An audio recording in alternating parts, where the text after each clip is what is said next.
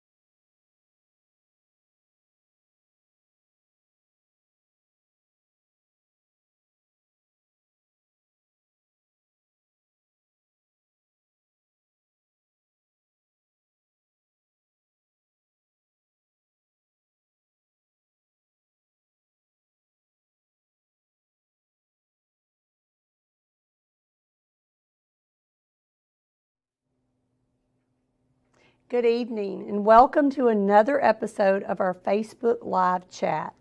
It's just another way that we have to keep you up to date with all the things happening across Brave Nation. Tonight we've got some wonderful guests, and this show is being simulcast across Community Braves Network, and it will be available on demand as well. So tonight's topics and guests include Mrs. Melanie Cottongame, who's going to come and talk to us a little bit about the 24-25 registration process, the National Volunteer Month that we're in right now and how you can get involved with that, the CHS UIL academic team and their wonderful successes. Talk a little bit about CHS graduation. We're going to talk about the first year and how wonderful things are going for our Edge Middle School soccer teams. And then we'll talk a little bit about board elections as well. As always, we'll close out our show tonight with a chance for you to ask questions. So if you have a question during the show, please put your questions in the chat. And at the end of the show, we'll go to that chat and answer all of your questions live on the air.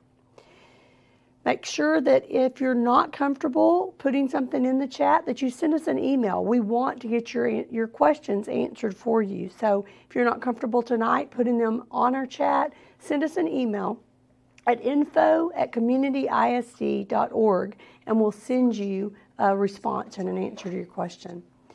Before we get started with our first guest, I'd like to congratulate our district champions on the diamond.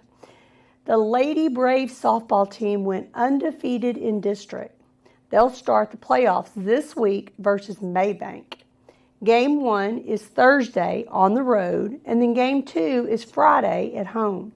Game 3 will follow on Friday night if necessary. The Braves baseball team also won the district championship.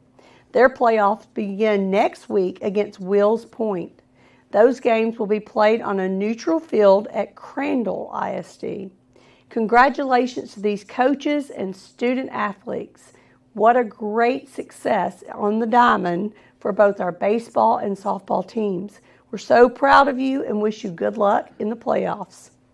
Our first guest tonight is Miss Melanie Cottongame. Thank you, Ms. Cottongame, for being here with you. We're so excited that you're here. Thank you, Dr. Knowlton. I'm excited to be here. Good. So why don't you tell us a little bit about what your role is in the district and what that role means, because I think it's going to be confusing to some people. So tell us a little bit about your role in the district. Yes. So my role is I'm the Director of Student Accounting and Compliance.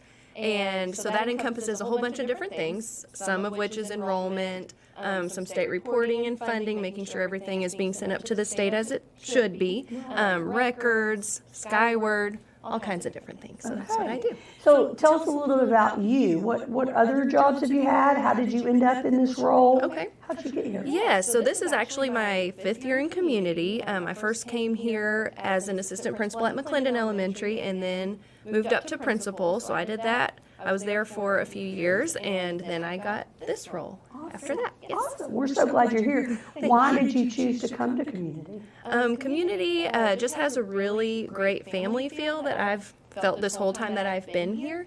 And a reason I love community is the supportive administration. All the campuses really work well together, and it's just a great place to be. Good. We're so glad that you're here, and you do an amazing job in your role for the district. We're so proud of what you do for us, and it kind of keeps us in compliance. This is a spreadsheet queen. She loves spreadsheets. She loves numbers, and she keeps us in line and right where we need to be compliance-wise with the state. So we appreciate that. Thank you. Why don't you tell us, there's a difference when we talk about registration and enrollment. Yes. So what is the difference between those two things? Okay, yes. So enrollment is what we're going to do with any new kid to Community ISD or a student who has left community, went somewhere else, and then came back. So enrollment is really just getting them enrolled in the school district. Registration is going to be for all students. So that is just kind of an update on information every year, and that is required for all of our students. And we actually this year made it hopefully a little more user-friendly with the fact that the new student enrollment has just, a handful of questions that are required to get a student enrolled in our district. And then once they do that and they are approved as a new student, they, along with all of our returning students, will fill out the 24-25 student registration. And that, again, is just to get some pertinent information every year, such as proof of residency, any changes in things that the parents would need to let us know about. But that is to make sure that your student is registered for the following year. Okay. So it doesn't matter if I've been here since kindergarten and this is my junior year, you already know all that stuff about me? Right. We still want it every single year, and especially the really key piece is that proof of residency, because as we grow, we need to make sure everyone is zoned to where they're supposed to be. Awesome. And so as we grow, we're not talking about 200 or even 500 students that we're keeping up with. What is our number? 4794. So 4,794 the last time I looked today. Wow. Wow. Yes. So that's a lot of students. And so we're trying to make this process as easy as we can for all of those students. Yes. But we will be processing at least, probably more than that by the time we get to August, but at least 4,794 students. Yes. Because we want them all to come back. Right. Right. So every year they need to update. We want to make sure, parents, that you know that. You need to be working on this, making sure that we're getting that taken care of.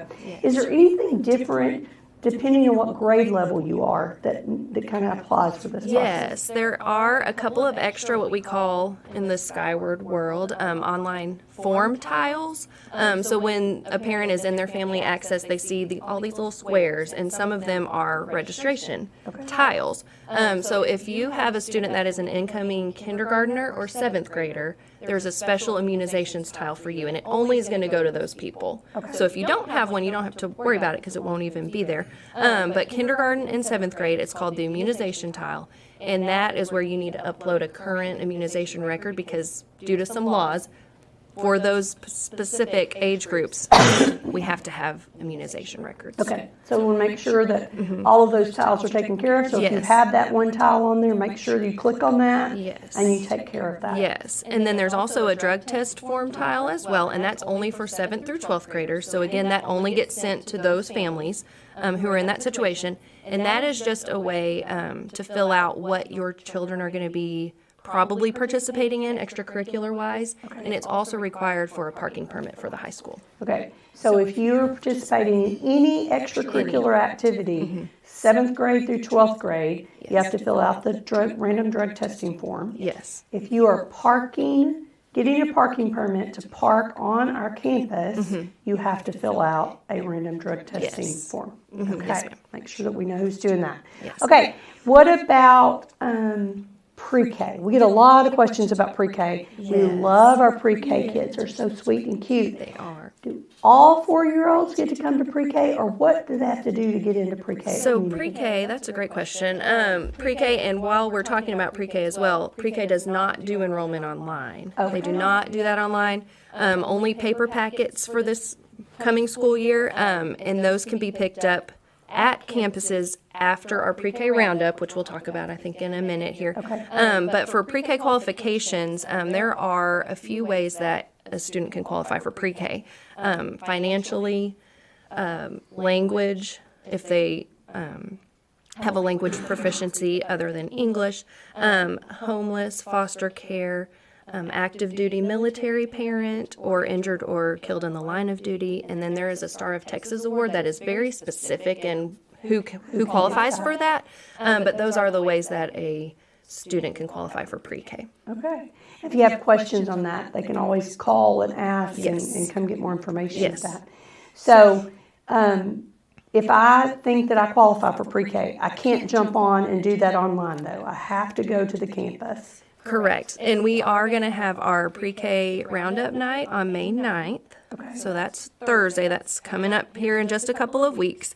And we will have everything that the parents need there. There will be tables for transportation, for child nutrition, a nurse's station. Each campus will have a table as well. We'll even have an area where they can find their school. If they're not sure where they're going to go, we can help them look up their address and direct them to the correct place. But after that night, they can go to any campus and get a pre-K packet. If they're not able to make it that night, the campuses will have those available. Awesome. Now, you said pre-K, but we also have a Kinder Roundup Yes. as well. So talk to us a little bit about Kinder Roundup. Okay, and perfect. How it will work. Yes, so our kindergarten roundup is going to be on Tuesday, May 7th, and that one is going to be at each individual campus, which I didn't mention about the pre-K night. That will be at the high school in the cafeteria.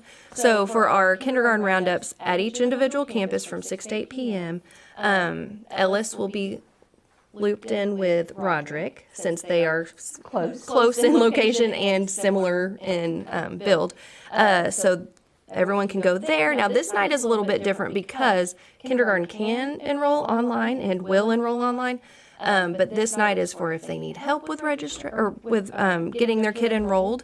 And they also can meet the principal. The principal will say a few words as well. They can go see a typical kindergarten classroom and just kind of get a good feel for their school. So it's a great night for information, make their students feel a little more comfortable being in school and kind of getting excited about coming. But parents really should go for the information piece. Correct. That's there. Awesome. So if I have a returning student and I also have a new student, what do I need to do as a parent? So on your family Skyward account, if you have one, if you've already got a kid with us, you do.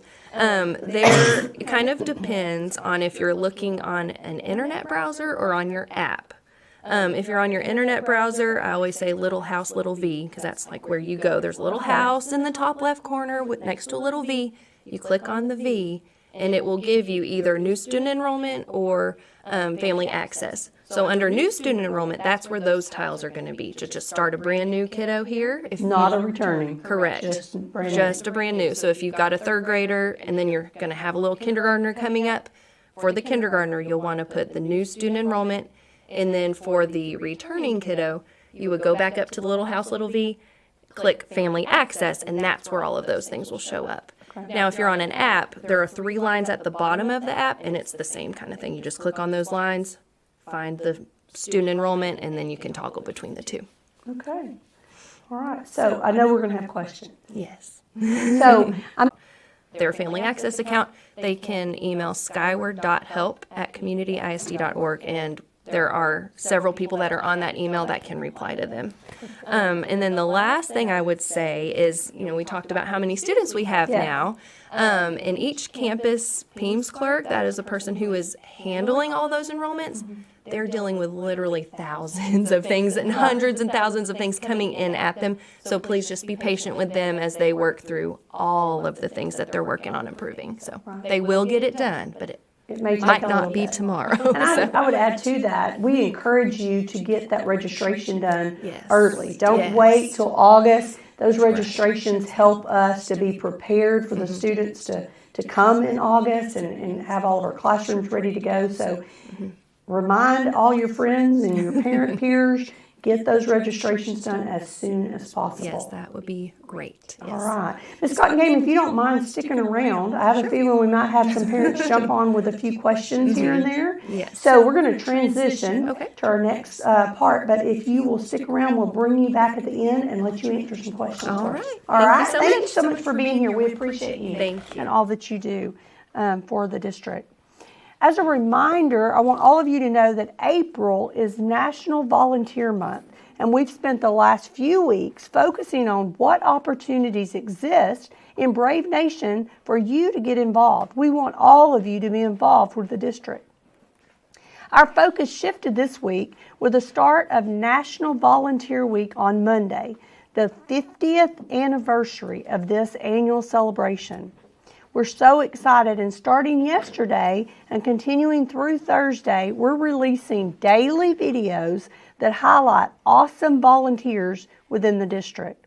Their names are Jamie Elston, Josh Allred, Tonya Genwright, and Carlos Perez Villanueva Torres.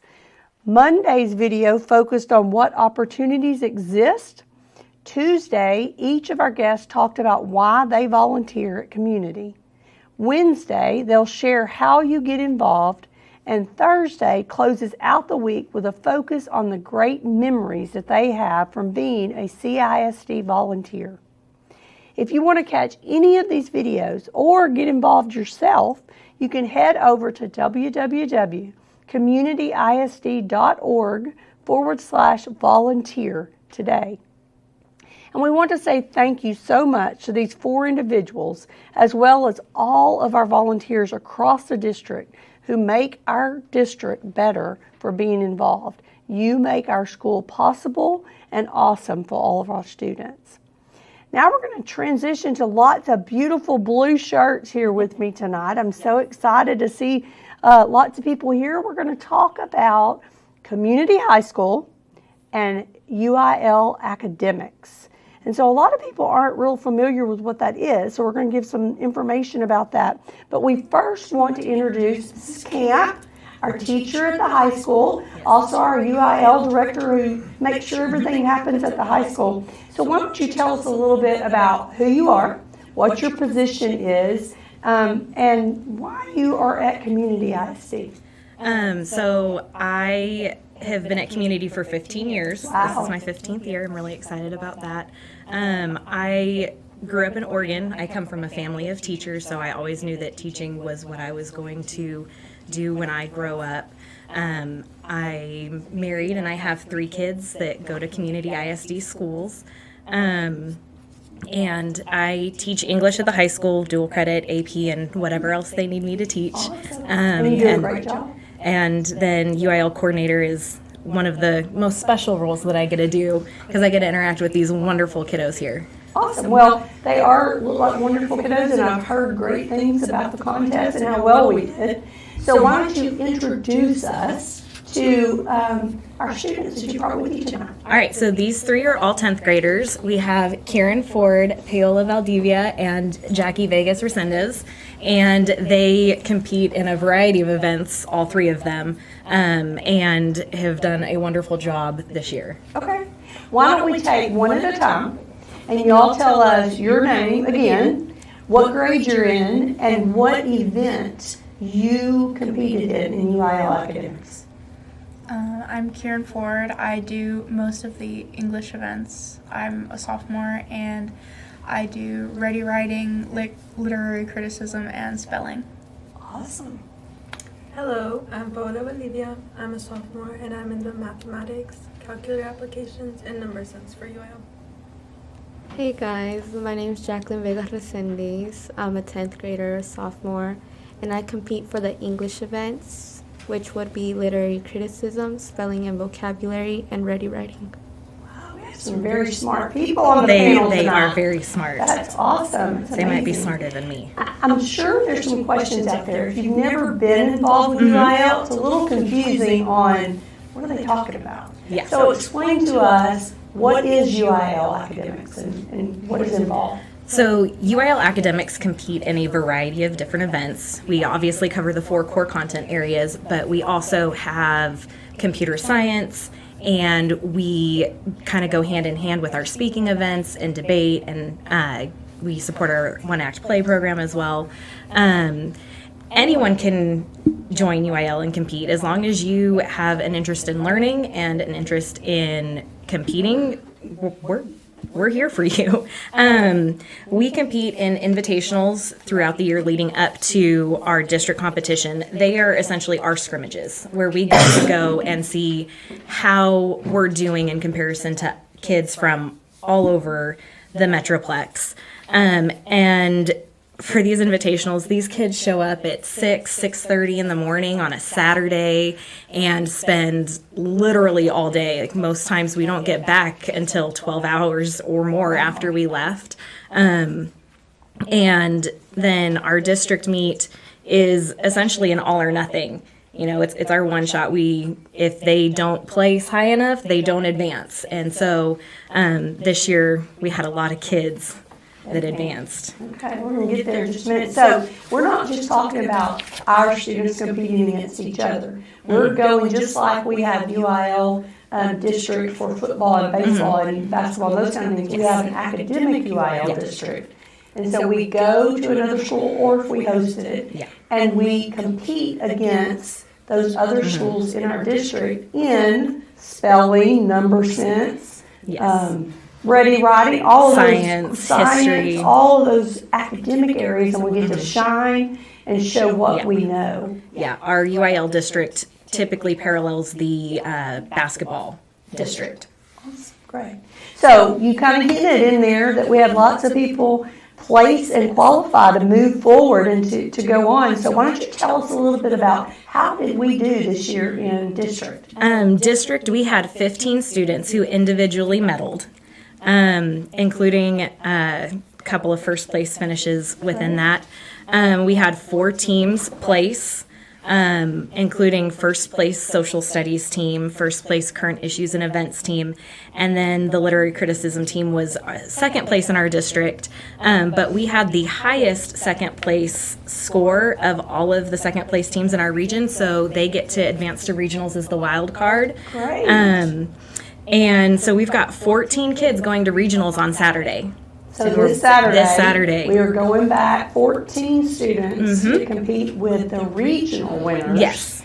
And where is that located? It is at Texas A&M Commerce.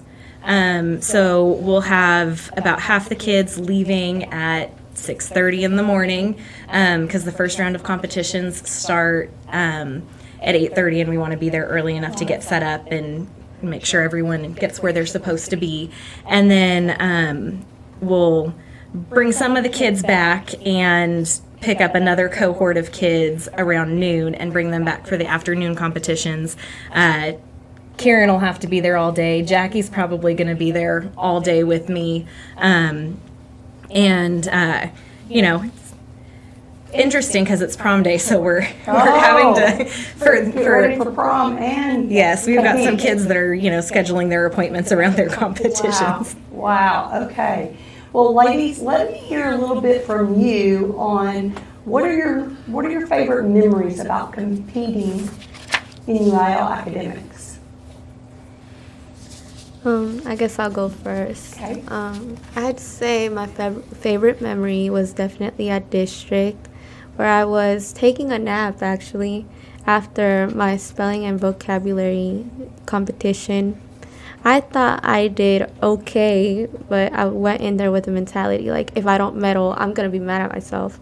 So I get waken up from this nap by one of the coaches, and then he's like, go over there, they have a medal for you. And then they kind of went starting from 6th place, and I was like, okay, so I didn't get 6th place, great. Then 5th place, also not me. And then 4th place, and then they said Jacqueline Vega Resendiz, and I was actually pretty happy about that because this is my first year in UIL. Awesome. And although I have done it before in elementary, it's really different. So I was kind of geeked out when I'm so proud of you. I'm glad you got a little nap in and Yes. you felt rested, but I'm very excited for you. That's awesome. Great. What about you? My favorite memory would have to be at Prosper when we all got together to announce who medaled, and we were all cheering so loudly, and we felt like such a tight knit group. And then somebody rolled out with a baking cart, and we got some desserts for that. Okay. It's neat to hear about you working as a team and supporting each other and being involved with something like that. Yeah. A lot of fun. That's good. I love to hear that. Favorite memory? One of my favorite memories has probably got to be last time at district. After finishing up my essay and ready writing, I was very happy with myself with how I did, and I was slightly nervous because this girl next to me, she's click-clacking away, and I had just finished mine, and we're at the 1 hour 30 mark, and I go to print it, and all this tension leaves. So the printing button is probably a very good moment. Just push it, and that makes you feel better, huh? Mm-hmm. Good for you. That's awesome. That sounds like all 3 of you really enjoy the competition. So if there's some students out there who've never been to a UIL academic competition before, and they're kind of listening to this going, what is that? Can you all describe to them what a competition looks like how things happen from your perspective as a participant? What is it like going to a competition? Well, once we get there, we get to look at the schedule and see our time slots for when we go to events, and we remember that to show up and stuff. That's the first thing that we do when we get there. And then once we're in the competitions, each one has different times. Number sense is 10 minutes. Mathematics is 40 or something. Then calculator applications is 30. What about y'all's? Y'all's are like longer. Yeah, all of the events really differ from like subject to subject. Most of the English ones are pretty hefty. They're like 2-hour competitions, and so are current issues and events. So it honestly depends on which test you take. I think for most of the time, you just kind of gotta go in there and do your own thing. Like, just put it on paper. Like, show what you know. That's pretty much what a competition is like for me. And it's a lot of fun too. You're there, you're waiting for your event, you're waiting for your contest, you're usually in a room with other kids from other districts, and everybody's just kind of there and hanging out and having a great time and preparing to compete against each other in academics, which is an exciting thing to compete in, to show exactly what you know and to show that off. So that sounds like a really fun time. So would you guys, the three of you, would you encourage other people to do UIL academics? Yeah, definitely. Why would you encourage them? I was in it freshman year, and like I had the most amount of fun I've ever had, like in an extracurricular, and like this whole time I was suggesting to my friends that they join, and so our sophomore group in UIL is like very large. Good. What about y'all? Would y'all encourage other people to join? Yeah, especially because I was encouraged into joining, so I kind of like want to give back, you know. And like Karen mentioned, there's a lot of sophomores, so I kind of want to bring in other grades to like make sure that it's not like a desert, like as soon as we leave. Keeps going, not just sophomores. It's also fun like meeting the new people there, like seeing the new grade levels and stuff. Yeah, you make a lot of friends there, so that's pretty cool. Awesome. Well, that sounds like a great sales pitch. We've encouraged some people out there to join. So now, Ms. Camp, how do they join? How do they get involved with academic UIL? They can email me if they're wanting to find out how to get involved next year. They can shoot me an email. We also put out a Google form at the beginning of the year. We put it in our advisory slides, and kids can scan the QR code and fill out the form, tell us what they're interested in, and we follow up with those kids. But the biggest thing is word of mouth. Kieran and a couple other sophomores that were freshmen, they started last year as freshmen, they're probably responsible for 50% of the growth that we had this year. And so if you have a friend that's doing UIL academics, you can talk to that friend, and that friend will get you in touch with whatever coach you need to be in touch with for your competition. Great. First, I want to say thank you to the three of you for representing the district so well, and for going out and competing and showing everybody in our district and now in our region what great things are happening in the community. That makes me very proud as a superintendent, very proud of all of you and what you do. Ms. Camp, I can't say thank you enough to you for the hours and hours that you spend preparing these kids and the Saturdays that you give up to go and help these kids compete and be able to show what they know. Thank you so much for that. I appreciate you. We've done a great sales pitch now, so there's going to be a flood of students come out. So when we get around to next year, the beginning of the year, all high school students need to be watching for how to sign up for academic UIL. Yep, or they can email me, they can stop by my room, they can flag me down in the hallway. Like, I'm not hard to find. Great. What I want to do is ask if you guys will stick around. We'll have questions at the end of the show, and that way if anybody has a specific question, we'll pull you back up and let you answer the questions. All right? Thank you so much for being here. Appreciate you very much. Thank you for having us. We are going to transition now to talk a little bit about graduation. We know that there's a little bit of time before graduation, but we want to make sure that you have all the information. We're going to transition to our final guest, but let's go over this a little bit. Just over a month away, we will have the CHS graduation. It will take place at the Curtis Colwell Center for the second consecutive year. It will start at 10 a.m. on May the 24th. Parking is available for a nominal fee, either $10 prepaid or $15 at the gate. we highly recommend that you go ahead and get those prepaid parking tickets. That way that's a lot easier to get in and out of the parking lot. Show that and move right on. You don't have to stop and pay for that parking.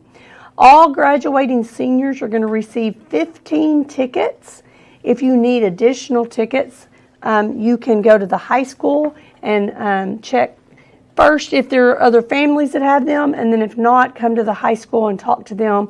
They'll see if there are some extra tickets out there. If you need extra tickets and you fill that form out at the high school, it needs to be submitted before May 10th. One of the things that we want to remind you of, at the Colwell Center, only small clutch bags or clear tote bags are allowed when you enter the facility. So make sure you don't bring a purse or a backpack or anything like that. They will not let you enter with that.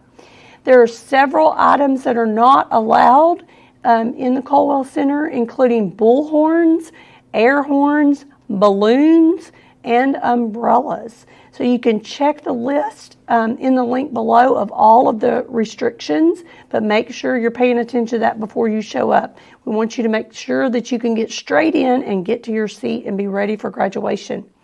Finally, we request that you meet your graduate outside after the ceremony concludes to allow the next graduation ceremony to take place to be able to start on time. There are several graduation ceremonies planned that day, and so we want to make sure that we are respectful of the next group that will be coming in after us. If you have any questions about graduation, you can reach out to Mr. Glosson at weldon.glosson@communityisd.org. Any questions, focus on the high school. They can get anything answered for you at the high school. We're going to transition now to our next guest. We're so excited to have some middle school students and our middle school principal, Mr. Goff, here with us tonight. And we're going to talk a little bit about Edge Middle School Soccer. And this is the first year we've ever been able to talk about middle school soccer at Community ISD. So, Mr. Goff, tell us a little bit about middle school soccer and what was the process? How did it get started? Well, it did take a little bit of a process, Dr. Knowlton, because we worked very closely with Mr. Burnham, and he was very smart and realized that we had to go through UIL processes to get to actually have a soccer team. Right. We had to get a budget for supplies, jerseys, goals, and basketballs, or soccer balls, yeah. sorry. And then he also began to work on cross country all that time. So it did take a little bit of time to notify UIL, get the budget, get the coaches hired, and get the equipment that was needed to get rolling. But it has been a great start to our soccer program at Edge Middle School. So what is the expectation for this program? Now that we've got it started, what are we expecting to come from it? I think one of the biggest things we want to see is help support the high school, right? We want to begin to really start to develop some of the fundamentals in our kids and just get them used to playing with each other before their freshman year. So that way they're all getting to play with each other, get to know each other, and how each of them play the game. Right. So, Mr. Goff, we've had you on before, Yes, but ma'am. just in case there's somebody out there that doesn't know who you are, tell us who you are, how long you've been in community, and why you love being in community. This is my second stint here at Community. I started out here as a teacher and coach. It was my very first job. And so I taught biology and physics. And we coached about everything middle school all the way up through the high school. I have an amazing wife. And I have 4 kids. I want to say hi to Lincoln out there. He's watching us. Hi, Lincoln. And community to me holds a very special place in my heart. And I think it's just because I love how the community really just takes care of each other, right? We really are a community. We're 4 towns that take care of each other, and anytime there's a need, somebody always steps up and fills that need. And I just love being a part of that. Great. Doing a great job as middle school principal. We're so proud of everything you've done at Edge and just how you've come in and created a great culture there, a fun culture, but a culture that's working on meeting potential for all of our students, which is great. So I appreciate that. You brought some students with you tonight. I sure did. Introduce us to who you Yes. brought with you. I've got Levi Cottongame and Miss Parker Durst. All right. So they are here, I'm assuming, because they play on our inaugural soccer teams. Yes, right? ma'am. That's Okay. true. Okay. Yes, they do play soccer. They both are multi-sport athletes, but tonight they are representing soccer. All right. All right, Levi, we'll start with you. Tell us what grade you're in and how long you've been at Community. I'm in 7th grade and I've been at Community for 5 years. This is my 5th year in 7th grade right now. Okay. What are you? I'm in 8th grade and I've been here, I think, 12 years. So Okay. as long as I've been in school. As long as you've been in school, you've been here. Great. Well, we're glad that both of you are here. What made both of you, we'll let both of you answer, what made you want to be a part of this soccer program that we started at Edge? I love soccer. I've been playing it all my life, and I thought it was pretty cool to put on a Braves jersey and play some soccer with my friends. That's great. I just did it because I haven't played in 2 years, and it's no other sport that I play in season, so I just tried out. Okay. And how did the season go? It's going great so far. Going great so far. 7th grade is doing good. We're working together, and practicing is doing good too. So. Good, good, good, good. I think on the screen right now we have a schedule out there so that you can see some games that are coming up. Mr. Goff, I want to ask you a question because I know this is going to come up. Okay. We have opening our second middle school next year, so we'll have Edge Middle School and Community Trails Middle School. Yes, ma'am. I know we'll have Edge soccer because we've got it started. Will we also have Community Trails soccer next year? Yes, Community Trails will have a soccer team. We will have 2 soccer teams. We're trying to come up with a great idea for when they play each other, kind of a goal or a trophy or something like that for next Some year. kind of rival between in the district. Yes, working with Dr. Hope for sure on that, and we're going to try and come up with something fun and to get the kids really revved up. Great. And Dr. Hope is our new principal at Community Trails, so you'll have a peer here as another middle school principal who will work with us. So both schools will have soccer. We're going to have something fun that we can do when they compete against each other. Are there other middle schools out there that, a lot of them that have middle school soccer? I will say it's a growing trend, Dr. Moulton, especially with some of these 4A programs and things like that. We're starting to see more and more people add soccer. And so I was really excited that Community really stepped up and decided to create their own soccer team as well. You know, that was really a great thing. I think our youth sports, our little leagues, and I think that's really been a push too. We've got a strong youth soccer program that's coming through, and I think that's going to be real important to have that middle school piece to roll them right into high school. So I'm excited about that. How does a student at the middle school, either middle school, how do they get involved in the soccer program? That's a great question. There's a couple steps, but my biggest recommendation, first and foremost, would always be to find a coach. Right? If you don't know what to do, is to ask a question. Okay. Right? And we will definitely walk you guys through it. We want all of our kids to be successful, and if you have a heart for soccer, find somebody, find a trusted adult, let's talk to them about it. But ultimately, there are a couple steps. We do ask that they be in pre-athletics in 6th grade. Okay. And then they do need to be in the athletic period for 7th and 8th grade. Once they're in the athletic period, there will be a tryout, okay, in which they make the team or they don't. And so that's how they would be a part of the soccer program. Okay. And so if they're working on their course selection and they're choosing what courses they want to take, they need to make sure they put pre-athletics or athletics. Pre-athletics for 6th grade, athletics for 7th or 8th grade. Yes, ma'am. On their choices so that they can be a part of this. So let me hear back from you guys, students, about this. Do you think this is something other students at the middle schools would enjoy, this program? Yes. I think all middle schoolers should have the opportunity to go out there and play with their friends and have fun. And I feel like if you've been there for a couple of years, you have connections with your friends and like you know each other more than you would with going on a club team and having to learn what they do. And there's some new people, but you can learn what they do too. Great.